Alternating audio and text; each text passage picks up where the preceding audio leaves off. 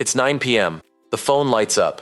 A name you love. A real one. Hey, you okay? Haven't heard from you in a while. You look at it.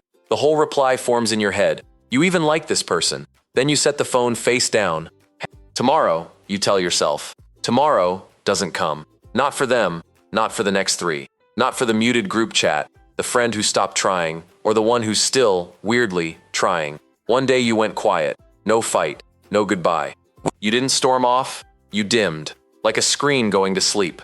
Nobody warns you about what comes next. It felt like relief. Everyone's got a word for that. Avoidant. Cold. A wall. They're describing the outside of a program they can't see inside. Because you didn't decide to become this. You rehearsed it. Once. In a lab. Before you could talk. By the end, you'll know exactly why you went quiet. And why someone still waiting on your reply is feeling, right now, the thing you once felt at 9. You know what comes after the relief. The 2 quiet days. The name lighting up your phone that stops mattering. Whoever it is. The, I'll reply tomorrow, that stops being a plan and becomes a posture. You're not even avoiding this one person. You're not sending signals to anyone. You ran this exact experiment once, in a room you don't remember, before you had a word for it. 1975. Edward Tronick, working out of Harvard, sits a mother down across from her baby. They play, they babble, they mirror each other. Warm, ordinary. Then, he tells the mother to do one thing. Go blank. Drop your face to nothing. No smile, no frown. A wall. The baby notices in about a second. So the baby gets to work. Points at things. Squeals. Reaches. Does the little grin that has never once failed to bring mom back. Nothing. The baby tries harder. Bigger sounds. Both arms out. That happy panic when the magic trick suddenly won't work. Still nothing. 3 minutes. Tops. Then the baby stops. Turns away. Curls in. Goes still. Small and quiet and done. Tronick called it the still face. What a nervous system does when the person it's reaching for goes blank. Tantrum, you might think. Mom's gone. She'll be back. Watch again. It's a baby running the math. Signal sent, nothing back. Signal sent, nothing back. Stop sending signals. Nobody's receiving. The nervous system doesn't call that sad. It calls that efficient. Reaching costs energy. Returns nothing. You stop. That's the whole engine. Every baby has it. Even yours. Warm homes fall out of sync about 70 times in 100. The difference isn't the drift. It's that somebody always came back. What happens to a baby who gets the still face more than once? Not a lab. A house. Mary Ainsworth watched stressed toddlers in a strange room. What they did the moment the parent came back. Most ran to be picked up.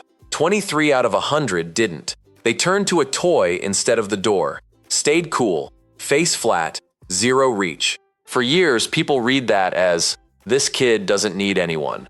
Their hearts were pounding the whole time. Someone measured it. The stress behind that bored little face was maxed out. They wanted mom exactly as much. They'd learned the trick doesn't work, so they stopped doing it. The wanting stayed. The showing got trained clean off. You don't need a loud house for this. Not just the yelling homes. The quiet ones too, where nobody was cruel, where feelings weren't a thing you did out loud. Every bid landed in a room that was polite. Busy, never quite there. Same math, softer. Same result. The kid dials the reaching all the way down. An efficient system keeps that setting parked where it found it. For years, it costs nothing. You're small. Then someone hands you 40 ways to reach out. Watch what your setting does. The adult who disappears isn't running a new program. It's the old one, at scale. The baby couldn't leave the room. You can. So you stop texting back, skip the party. Someone needs something, and your chest goes, still. You call it protecting your peace. The nervous system doesn't lie. When it says quiet, it means quiet. But it can't tell relief from retreat. Peace and shutdown wear the exact same face. Some of you are thinking, nice story, but people are actually exhausting. Sometimes. Some people take far more than they give. Pulling away is sane. Leave someone who drains you. The relief is clean. Run the still face on someone.